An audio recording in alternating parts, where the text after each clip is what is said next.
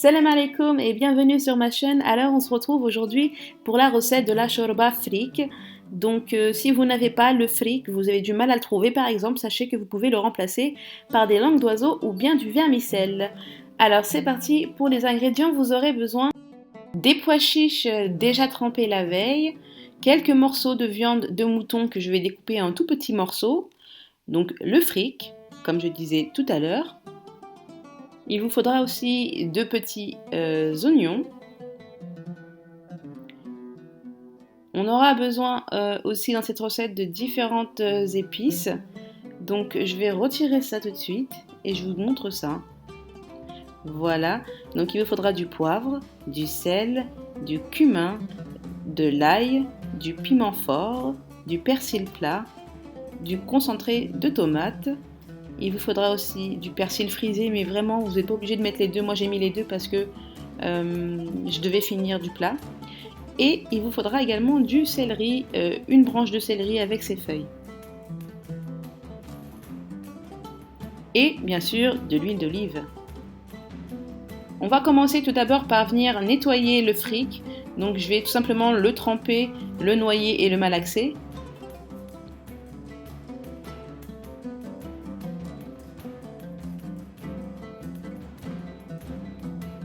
Et je vais le vider en versant tout ce qui flotte sur le dessus. Et je répète l'opération 3 fois. Puis je le laisse dans l'eau pendant que je fais autre chose. Et donc pendant ce temps-là, je vais mettre donc sur feu ma cocotte minute. Je viens ajouter un bon filet d'huile d'olive. Je dépose mes petits morceaux de viande ainsi que mes oignons émincés.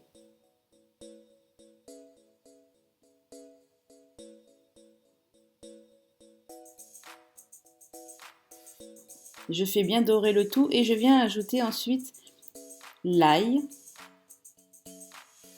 Vous pouvez soit le râper, soit à l'aide d'un presse-ail comme moi, venir tout simplement déposer votre ail.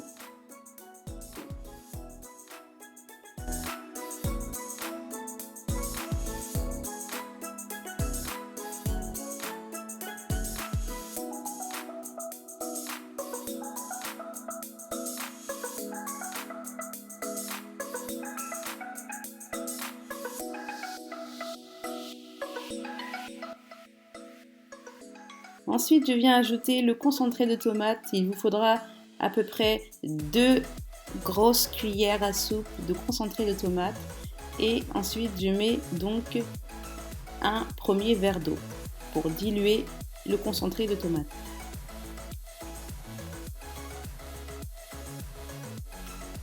J'ajoute le piment fort ainsi que les épices, sel, poivre et cumin.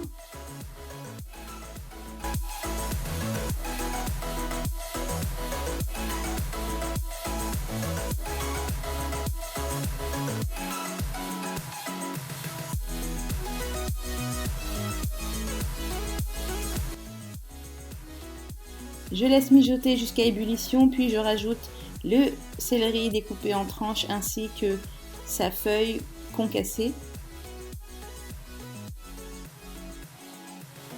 Je rajoute un deuxième verre d'eau.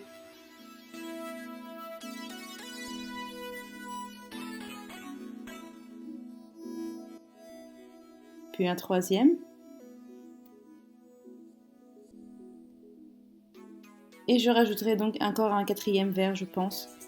Si je ne me trompe pas. Oui, c'est sûr même. Voilà.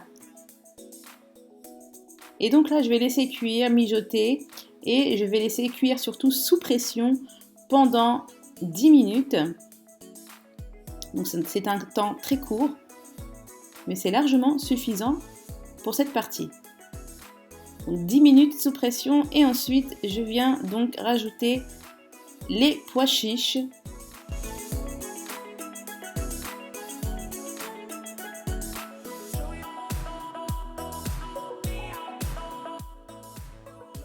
J'ajoute également le persil frisé et j'ai décidé de garder le persil plat pour le côté frais à la fin en fait.